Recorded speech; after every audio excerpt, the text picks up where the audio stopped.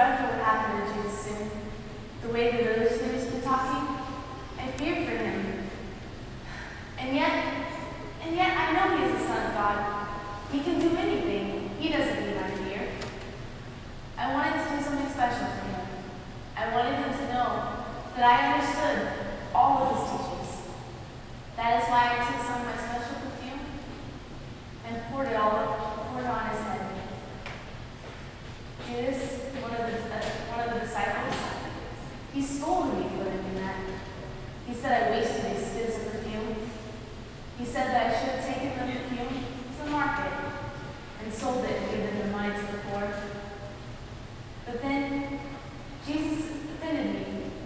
He said something that the others did not understand. He said that the perfume was preparing him for the day of his burial. I feel like something dreadful is going to happen soon. But what can I do?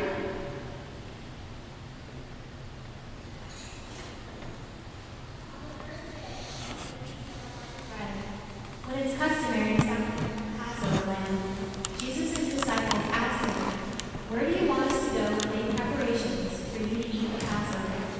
So he sent two of his disciples, telling them, "Go into the city, and a man carrying a jar of water will meet you. Follow me. Enter into the house that he enters, and say to the owner, 'The master asks, where is the room where I may eat the Passover with my disciples?' He will take you to a large upper room that is furnished and ready. Make preparations for us there."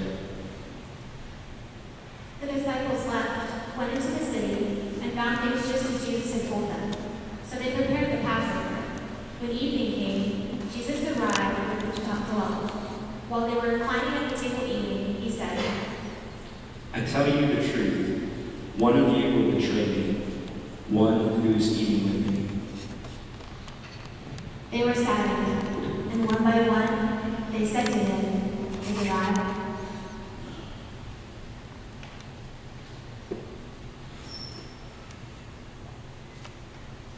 My name is Bartholomew. You don't know a lot about me, and that's not important. I'm here to tell you about Jesus. I'd heard of the Nazarene, who was proclaiming the good news of the kingdom of God. Many said that he could heal the sick. One Saturday, Jesus approached the man with a shriveled hand, and he knew the Pharisees were watching him. He told the man with the shriveled hand, "Stand up in front of everyone." And then he challenged the Pharisees. Which is lawful on the Sabbath? To do good or to do evil? To save life or to kill? But they remained silent. Jesus, deeply distressed and angered at the stubborn hearts of the Pharisees, told the man with the shriveled hand, "Stretch out your hand." He stretched it out, and it was completely restored.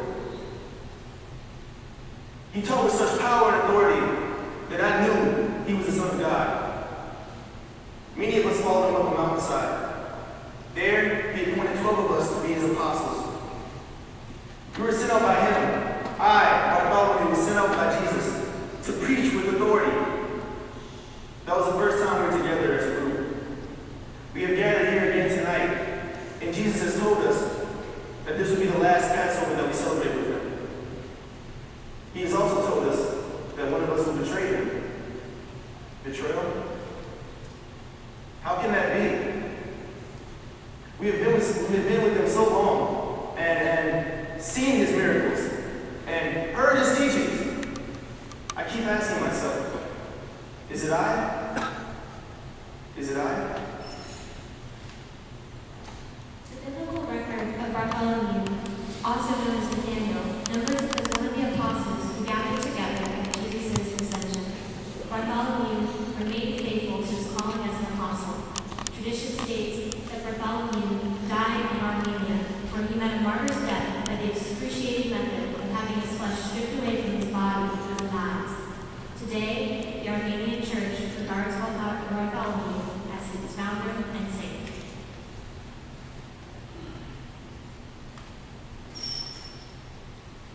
Like Zacchaeus, I am a tax collector.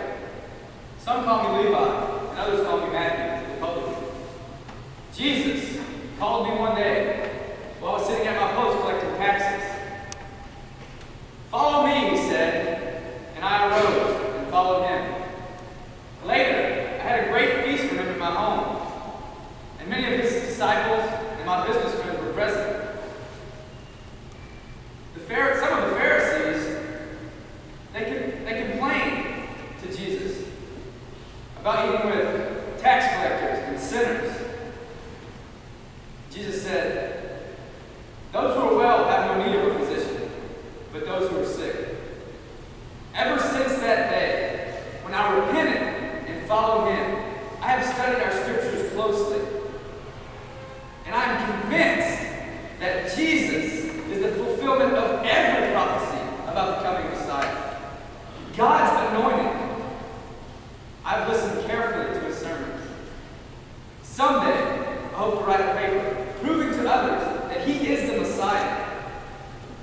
I will record the heart of his sermon about the good news of God's kingdom.